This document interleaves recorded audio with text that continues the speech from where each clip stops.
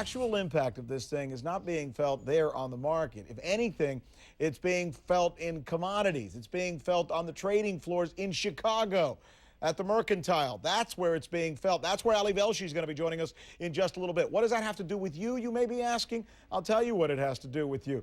It has everything to do with whether you can now buy a car, or maybe get another house, or get credit on a credit card.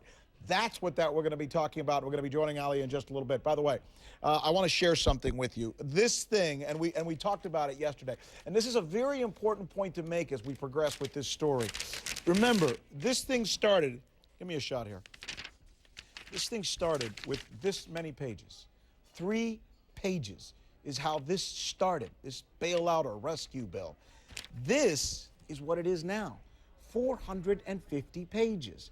So obviously, any journalist worth his salt would ask, 3, now 450? How do we get from that to here? What is contained in here that you, as taxpayers, need to know about?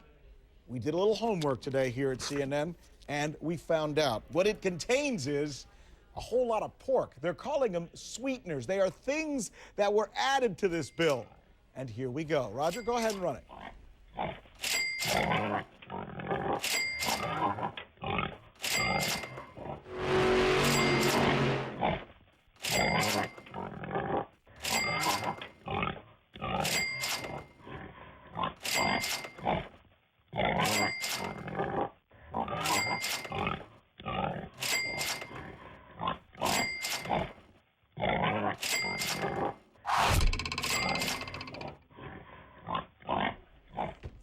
All right, we went to a little early, so I didn't give it the proper setup. You may have been surprised and confused about what you were seeing, but what you were just looking at were all the people, all the entities that are going to be benefiting from this bill. As a matter of fact, let me just go over a couple of these again. You ready?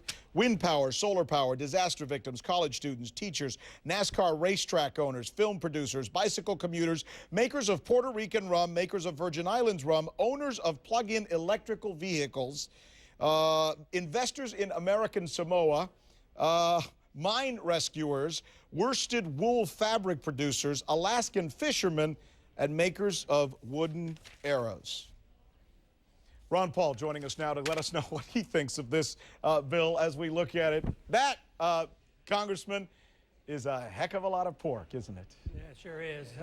It's pretty amazing. You take a bad bill and make it a lot worse, and you get 57 members of Congress switching from no to yes. So that tells you something about Washington.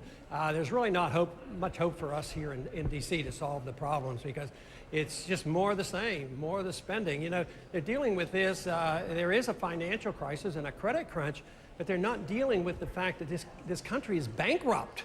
And we're on the verge of some really major events, but we're adding fire to the fuel there. We're just dumping kerosene on it and making this problem that much worse. If debt is a problem, just think of what we've just done today.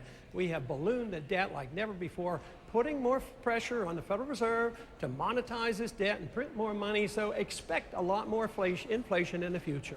Do you think there was a reasonable alternative for this? Oh, absolutely. Doing nothing would have been a reasonable alternative.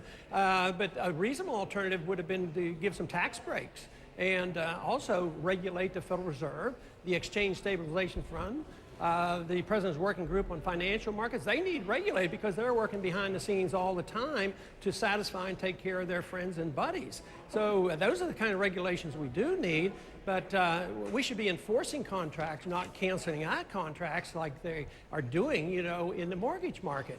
But the most important thing that we should not be doing, and that is to prop up bad debt and malinvestment, because that only prolongs the agony and makes our problems that much worse. Do you think that a lot of the politicians, and I hate to use that word, but it's the one that many Americans use when they look at you guys there in Washington, really got this thing, really understood it? Because I got to tell you, this is a really complicated deal. Perhaps as complicated as anything that's ever been passed, right? No, I don't think they have the biggest idea what's in the bill and what it does and the unintended consequences.